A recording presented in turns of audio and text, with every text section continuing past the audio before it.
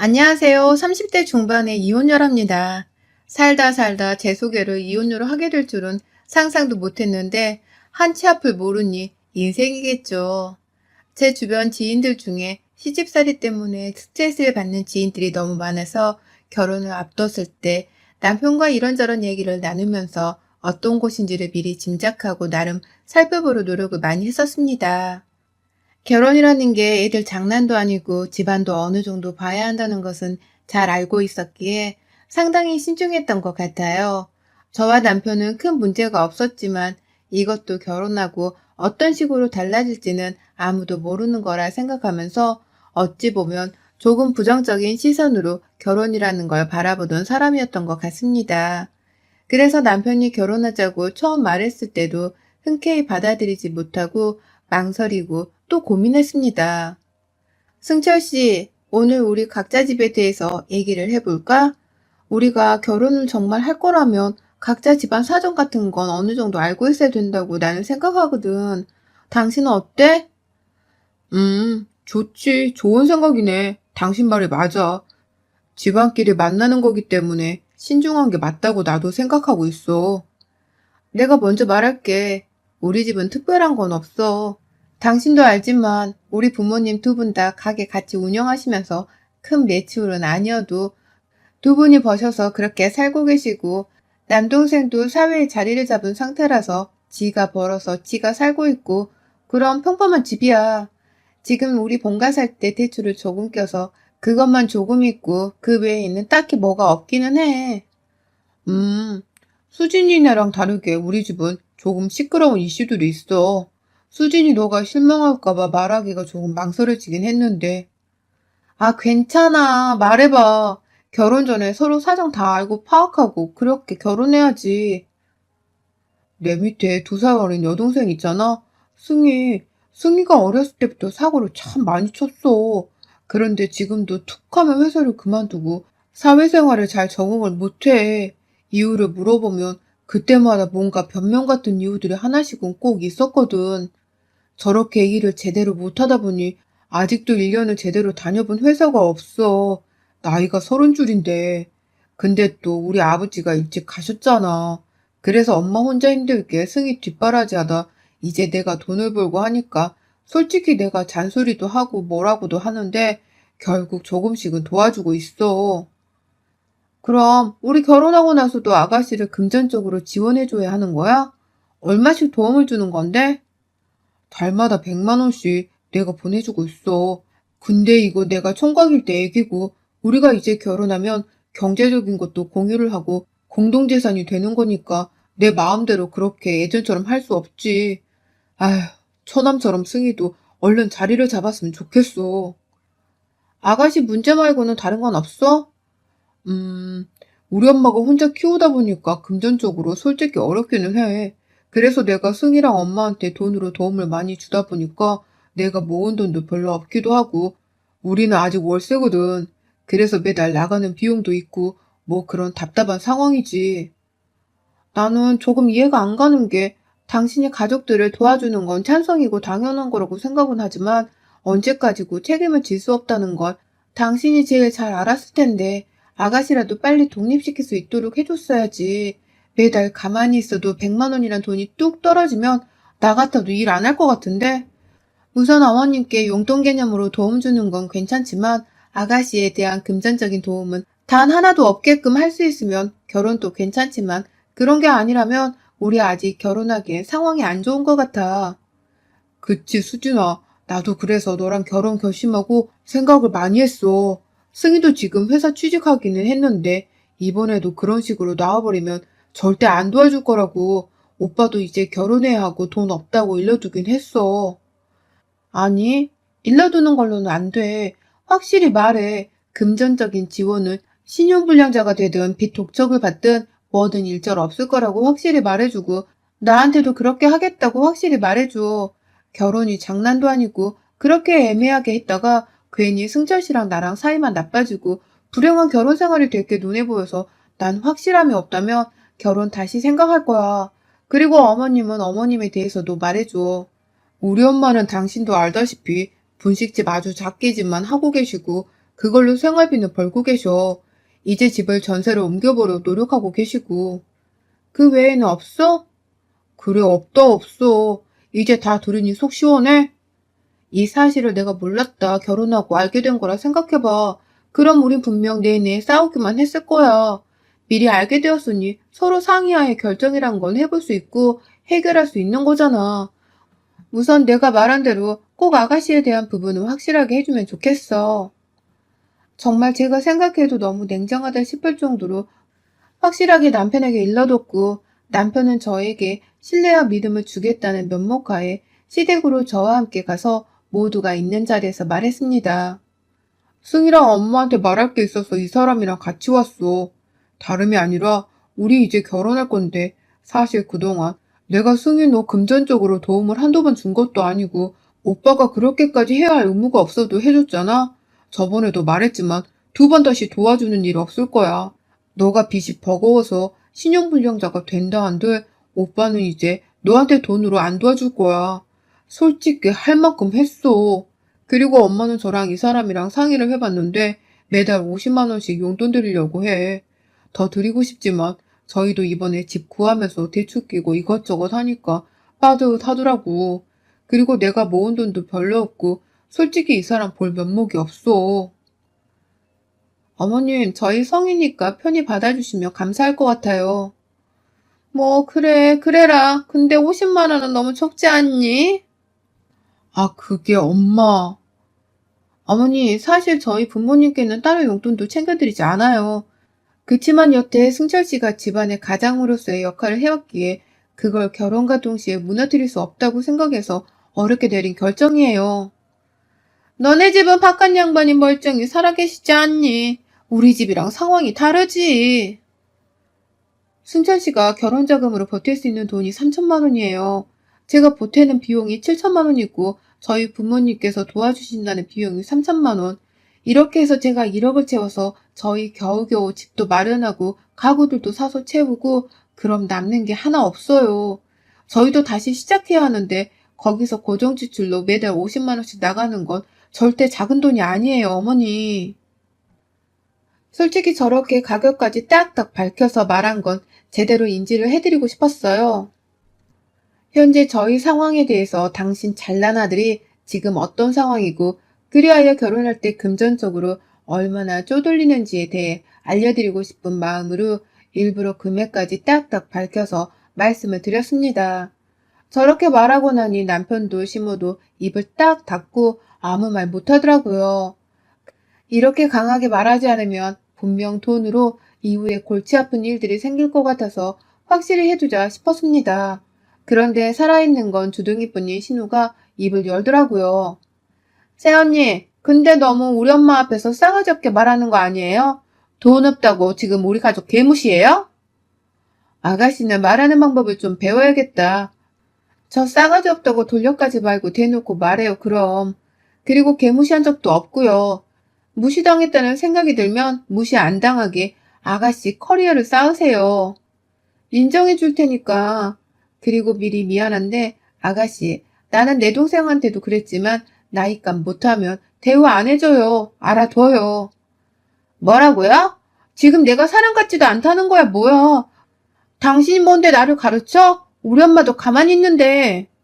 그래, 수진이 너 네 남편 동생인데 너무 말을 막 하는 거 아니야? 그것도 내 앞에서 네가 아주 돈 좀 해온다고 우리 집을 네 밑으로 보나 본데 내가 네 버릇을 아주 단단히 고쳐놔야겠구나. 너 승철이한테 내 성격에 대해서 못 들었나 본데 나 아주 보통 아니다. 어머니, 제 말에 비하하는 말이 없었어요. 아가씨가 되려 짐작하고 발끈한 거지. 그리고 이런 식의 분위기고 환경이라면 저 또한 결혼 안 해요. 승철 씨한테도 일러뒀고 미리 와보길 잘한 것 같네요. 저 길로 결혼하지 않겠다고 했으나 남편이 집에 가서 심우한 신우에게 막 뭐라고 하고 결국 시댁에서 저를 터치하지 않겠다는 조건하에 결혼을 했습니다. 솔직히 결혼 전에는 제가 콧대를 높이고 일부러 행동을 저런 식으로 하기도 했지만 막상 결혼을 하고 정말 제 남편이고 시댁이라고 생각하니 저렇게 냉정하게 굴지 못하겠더라고요.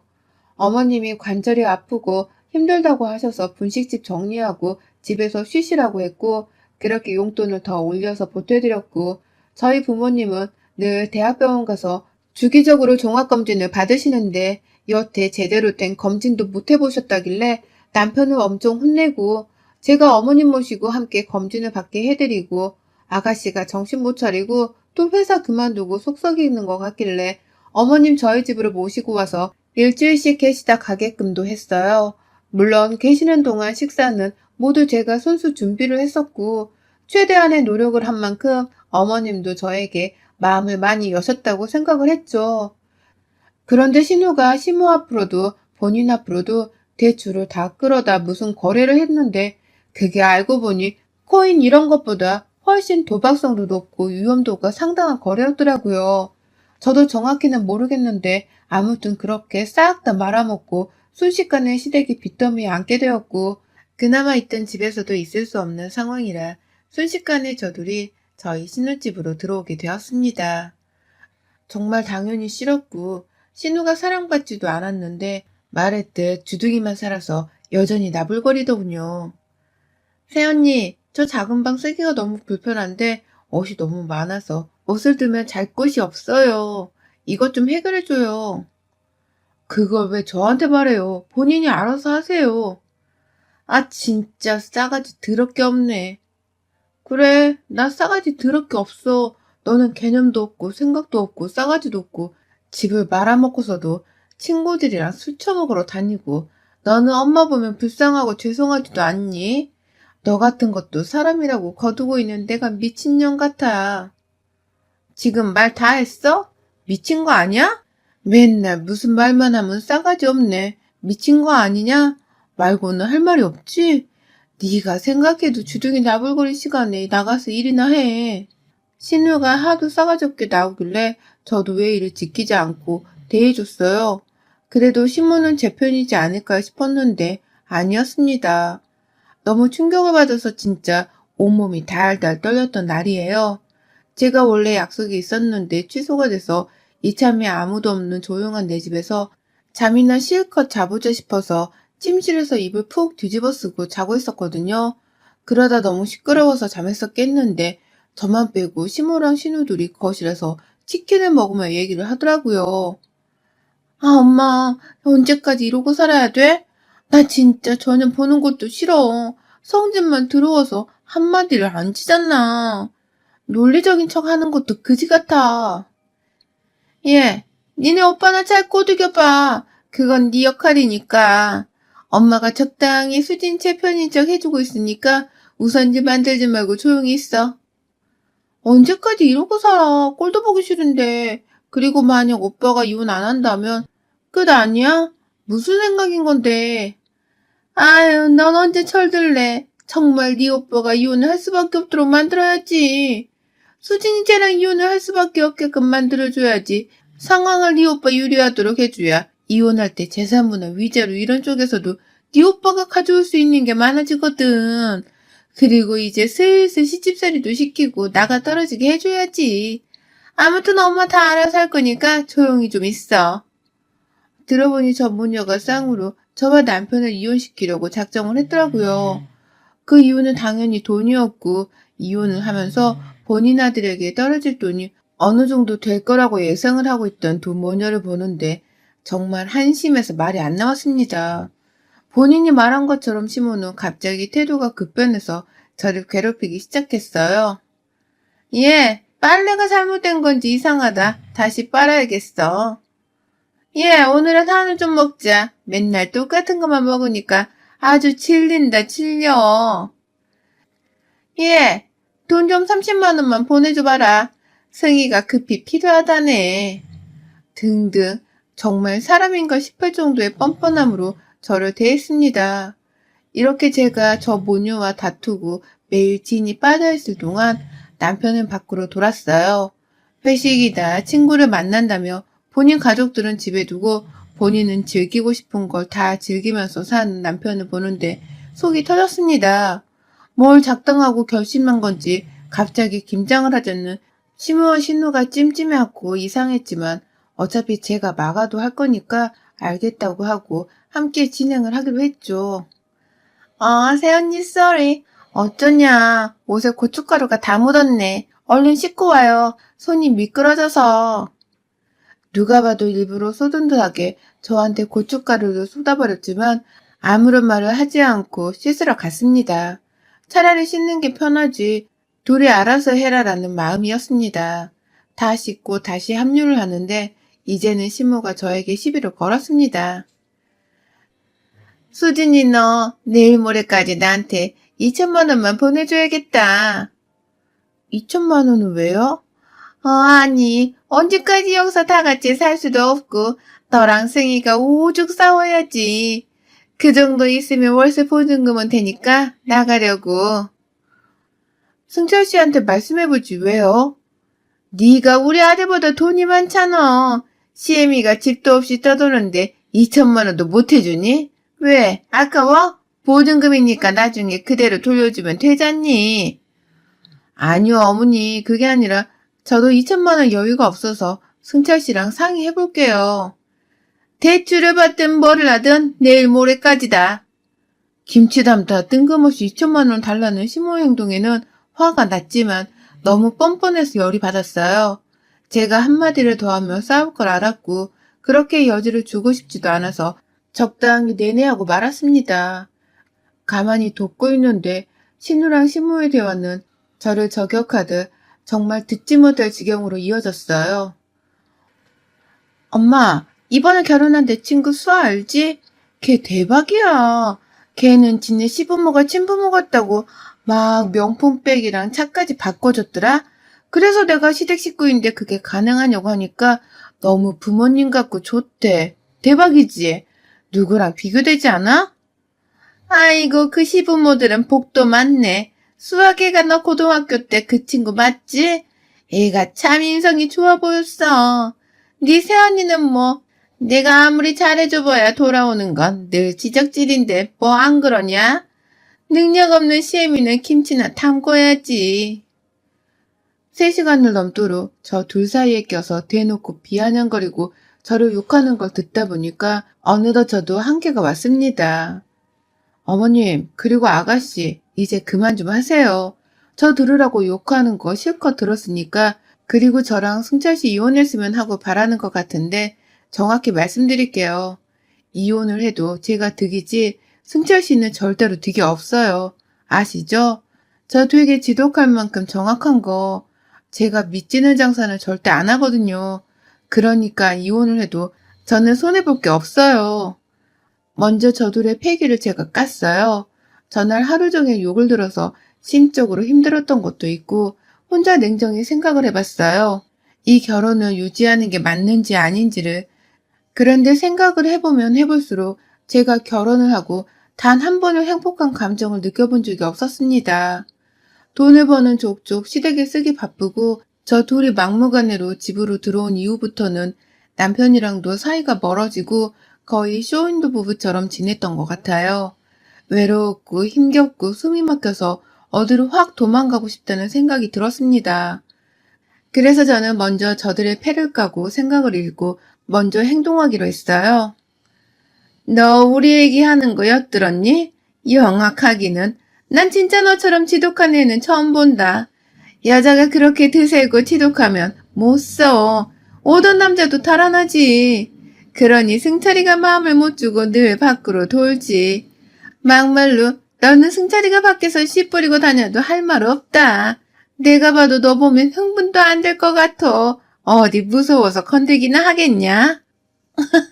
엄마 대박. 그건 나도 똑같이 생각했는데 솔직히 같은 여자지만 언니 같은 여자 진짜 매력 없는 건 본인도 알죠? 우리 오빠는 대체 어디가 좋아서 언니랑 결혼했는지. 그나마 돈이겠지? 돈은 있으니까? 그럼 좀 제대로 써야지.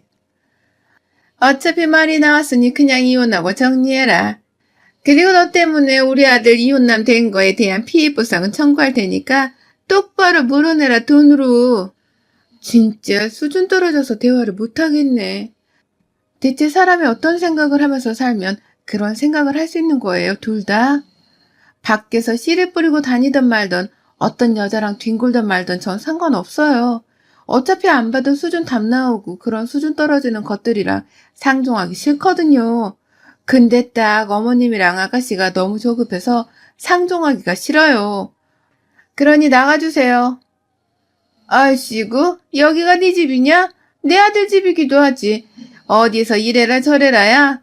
나가고 싶으면 네가 나가라. 쪽수로 해도 우리가 이기는구먼. 어디서 까불고 있어. 이봐. 정말 너무 무식해서 수준 떨어져서 대화가 안 통하네. 어머님, 정신 차리세요. 이 집 제 명이고 오로지 다 제 돈으로 대출 껴서 산 제 집이에요. 당신 아들 돈은 한 푼도 안 보탰고 이 가전들, 가구들도 제 돈으로 산 거예요. 이 집에 당신 아들 거는 팬티 몇 장, 옷 몇 개뿐이에요. 모르셨어요? 아니 그게 우리 승자리가 2천인가 3천인가 보탰잖아. 네 주둥이로 씹으렸으면서 기억이 안 나냐? 아, 그 돈이요? 그거 아가씨 사고 쳤을 때 합의금 금액이랑 똑같지 않아요? 당신 잘난 아들이 결혼에 보탬 비용이 없어요. 그럼에도 내가 여태 아무 말도 하지 않고 생생 한번 낸 적도 없는 건데 결국 본인 발등 본인들이 찍어버리네. 사실 그 돈으로 가전도 마련하고 채우려고 했으나 그새를 못 참고 사고친 아가씨의 합의금이 필요해서 돌려만 갖고 결국 남편은 이 결혼에 금전적으로 보탠 게 아무것도 없는 상태로 저와 결혼을 했었던 건데 그것도 모르고 저렇게 설레발을 치는 저 두 모녀를 어쩌면 좋을까요? 한심하다 못해 안쓰럽기까지 했습니다. 어차피 이렇게 끝난 거 짧으면 짧고 길다면 길었던 지옥 같은 결혼 생활의 시간이 너무 아깝고 분해서 김장 담그던 곳에 이 둘을 같이 담궜습니다.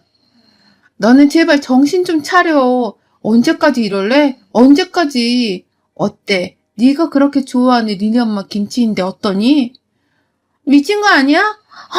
엄마 말려봐 좀. 이렇게 둘을 대하에 담궈버리고 김치 범벅이 된 둘은 눈이 따갑네 미쳤나 난리를 치는데 그대로 현관문 밖으로 밀어버렸습니다. 인터폰도 꺼버리고 후에 남편이 왔는데 그 길로 절대 문을 안 열어줬어요.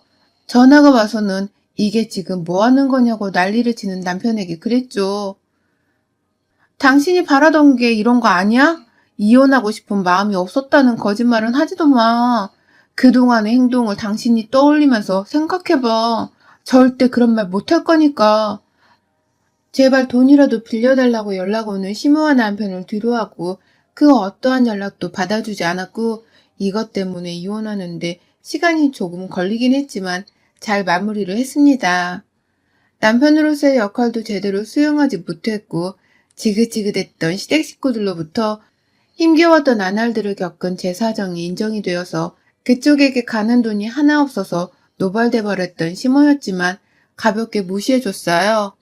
이혼을 하고 혼자서 시간들을 하나씩 돌이켜봤는데 그렇게 철저하게 하고 싶다며 하나씩 차근차근 해나갔던 저였지만 똑똑한 척을 혼자서 다 했지만 결국 제 자신이 가장 한심하고 부족한 사람이었지 싶은 생각에 자기 개발을 하기 위해서 요즘은 노력 중에 있습니다. 김치에 시무란 신호를 버무려버린 사건은 지금 지인들이랑 밥을 먹다 김치만 봐도 빵 터지긴 하는데 그것도 결국 잘한 행동은 아니라고 생각을 하지만 시간을 되돌려 다시 돌아가도 김치에 돌을 버무려버리긴 했을 것 같아요.